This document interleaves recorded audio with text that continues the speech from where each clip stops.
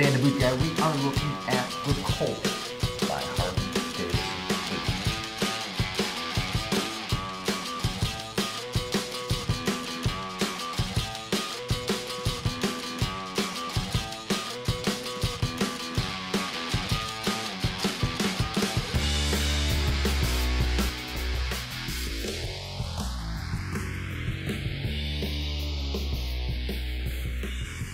So something we got to remember about Harley-Davidson boots is that they are lifestyle boots. There are a few models that fall into the work realm, but these truly are built for you guys that ride motorcycles. So the COULTER is no different. They fit in a perfect black oil tanned leather boot into a lifestyle section, but they added a few bells and whistles to it. Now, one of those things is they added a slip-resistant sole, and it's a little bit grippier than your average slip-resistant sole, because what Harley's doing here is they're thinking that these are going to be on the road. There's going to be water, there's going to be oil, there's going to be gravel, you're going to need more traction.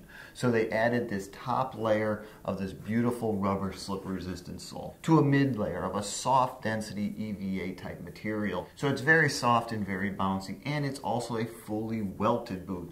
So if by chance you wore through this sole and you really wanted to hold on to the upper, since the upper is an oil tan full grain leather, it's a pretty thick upper.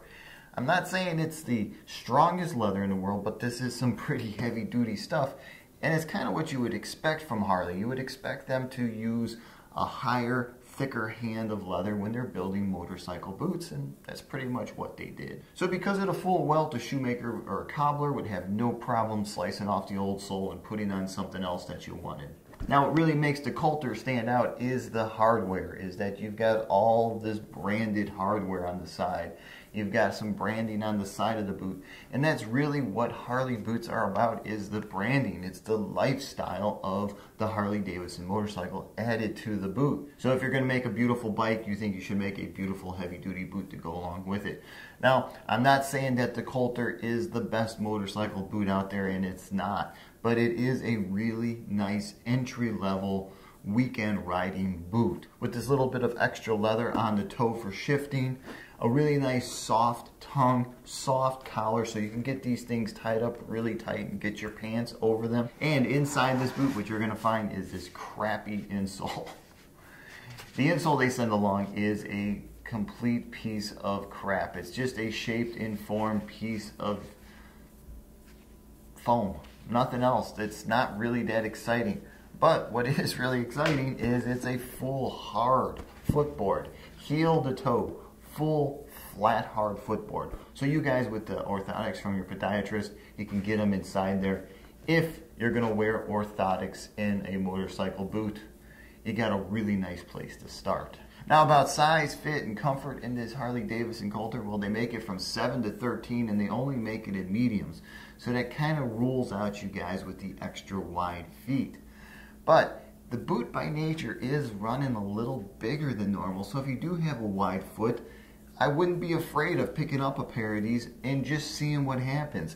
The whole front section here is nice and oblique. It's nice and wide. There's a lot of space in there for a medium, which kind of made me think that after a while, this thing might stretch out a little bit and you might be adding a second insole to it just to stack them up. And I know I always speak against that, but when we're talking about a riding boot, we're talking about a couple 100 miles on top of your motorcycle, we're talking about road vibration, motor vibration, and all that other stuff. Having a little extra cushion inside here to just kind of dampen that vibration, to make sure that your foot, when you get off the bike and you're walking around, isn't going to fall asleep and you're comfortable, I don't think it would be that bad to throw in a second insole.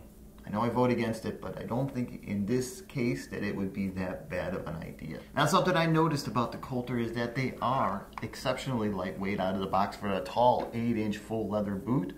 This pair is running in at 3 pounds 6 ounces.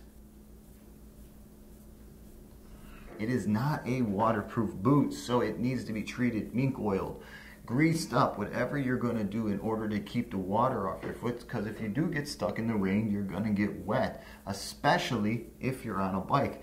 Got to remember, water on the bike, you're moving in a direction that water's coming down, you're basically accelerating the speed of the raindrop, so it's going to penetrate the leather a little bit easier than if you were just standing in the rain, kicking a shovel and working. So one of the advantages to a nice lightweight boot like this is when you get off the bike, it doesn't feel like you got a lot on your foot. It's nice, it's lightweight, it looks good, it's black, it's comfortable, and yeah, it's Harley-Davidson. So that's the Harley-Davidson COULTER in black oil tan leather with a beautiful slip-resistant sole. Alright, hey, if you've ever worn a pair of Harley boots before, please comment below. Let guys know your honest opinion on the Harley boots. How long did they last you? Were they comfortable?